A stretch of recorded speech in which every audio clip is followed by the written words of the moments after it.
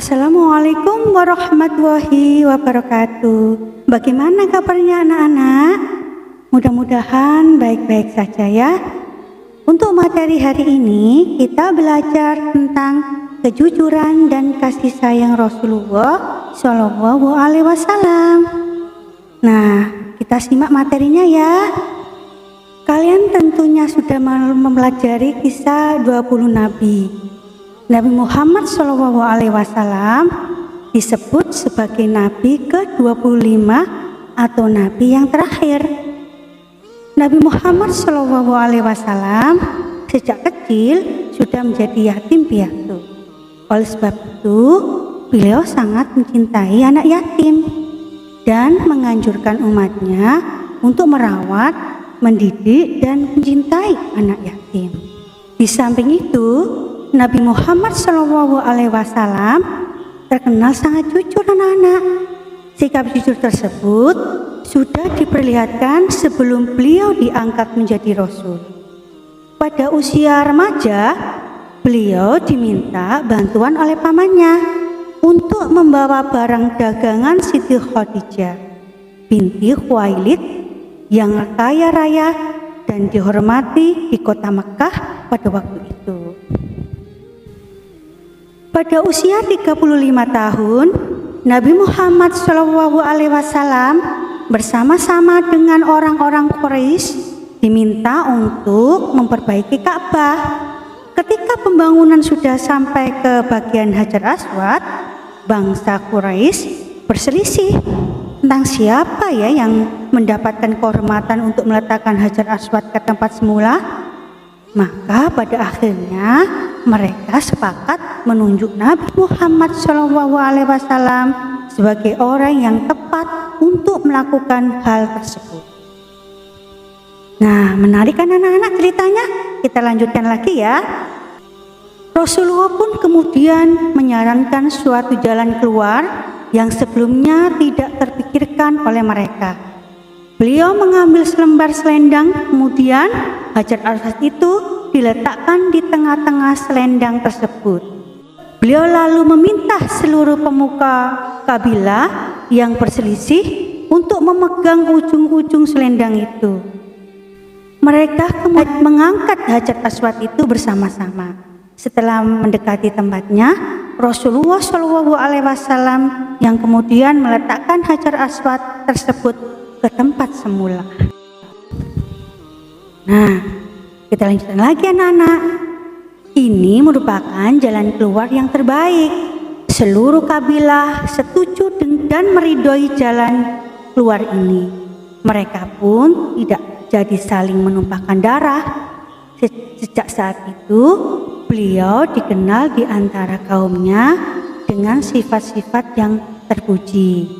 Para sahabat dan pengikutnya sangat menghormati dan mencintai beliau sehingga beliau diberi gelar Al-Amin yang artinya orang yang dapat dipercaya.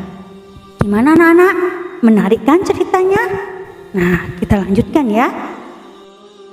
Mari kita teladani sifat jujur Nabi Muhammad SAW dalam kehidupan sehari-hari. Misalnya jika orang tua kita meminta bantuan untuk membeli sabun mandi di warung, ada sisa uang pemberian uang itu harus kita kembalikan kepada orang tua. Percayalah, anak yang jujur pasti disayangi teman-teman, guru, dan orang tua. Nah anak-anak, selain memiliki sifat jujur dalam berdagang dan bergaul, Rasulullah SAW sayang terhadap keluarga dan orang-orang di sekitarnya. Pada zaman jahiliyah, penduduk Mekah tidak menghargai anak perempuan. Namun, Nabi Muhammad SAW justru menggendong putrinya Fatimah Az-Zahrah yang masih balita sambil melakukan tawaf mengelilingi Ka'bah. Nabi Muhammad langsung memberi contoh anak-anak. Begitu pula setelah Fatimah dewasa dan dikaruniai anak, Rasulullah SAW menyayangi cucunya yang bernama Hasan dan Husain. Jadi Nabi Muhammad punya dua cucu anak yang itu bernama Hasan dan Husain.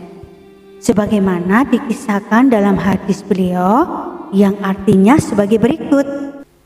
Nabi Muhammad SAW mencium cucunya Hasan bin Ali. Sedangkan di dekat beliau ada seorang sahabat yang bernama Aqra bin Habis. Aqra berkata, "Aku mempunyai 10 anak, tetapi aku tidak pernah mencium seorang pun di antara mereka."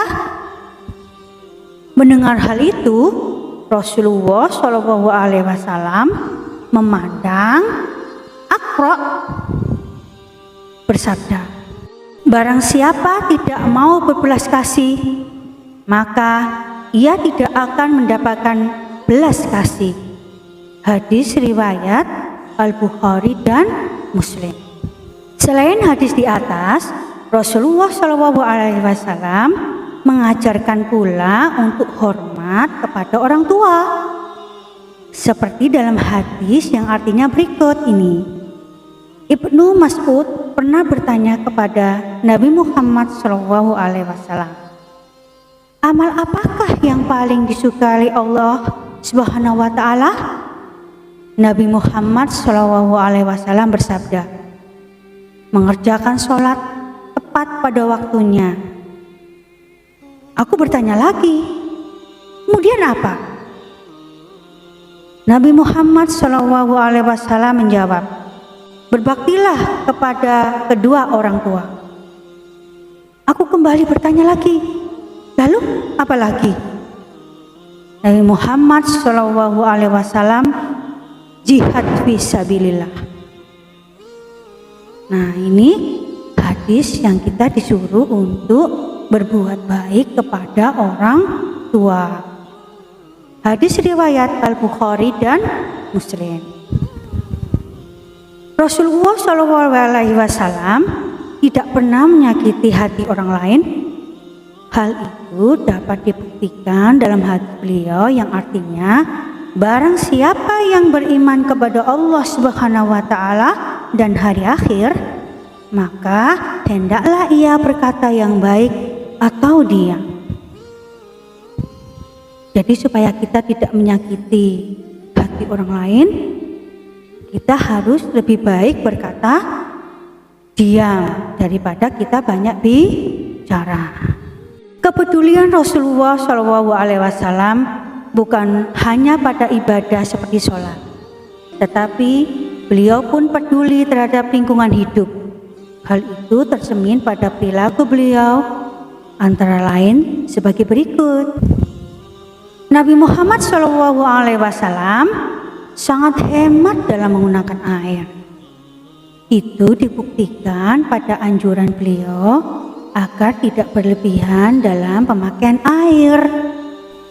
Dan yang kedua, Nabi Muhammad SAW mengajarkan agar tidak melakukan kerusakan di muka bumi ini.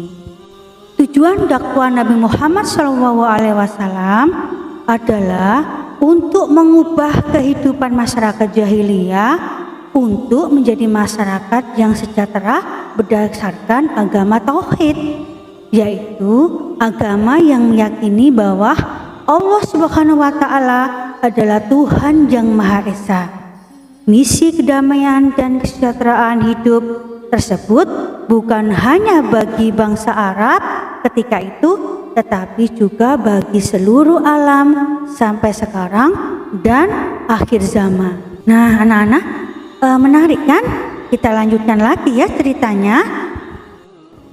Nabi Muhammad SAW selain mengajak kaumnya untuk mengutamakan kemurnian akidah dan selalu menyembah Allah yang Maha Esa, beliau juga menanamkan akhlak terpuji yang membawa kebaikan manusia hidup di dunia hingga di akhirat. Sebagai umat Nabi Muhammad SAW, kita harus menjunjung tinggi ajaran beliau. Misalnya, kita menghormati orang yang lebih tua dan menyayangi orang yang lebih muda. Kita berperilaku sopan dan bertutur kata yang santun terhadap orang tua, guru, dan masyarakat sekitar. Kita juga menjaga lingkungan agar selalu bersih, karena kebersihan adalah sebagian dari iman. Oleh sebab itu, kita tidak boleh membuang sampah di kali atau selokan, karena selokan yang penuh sampah akan dangkal.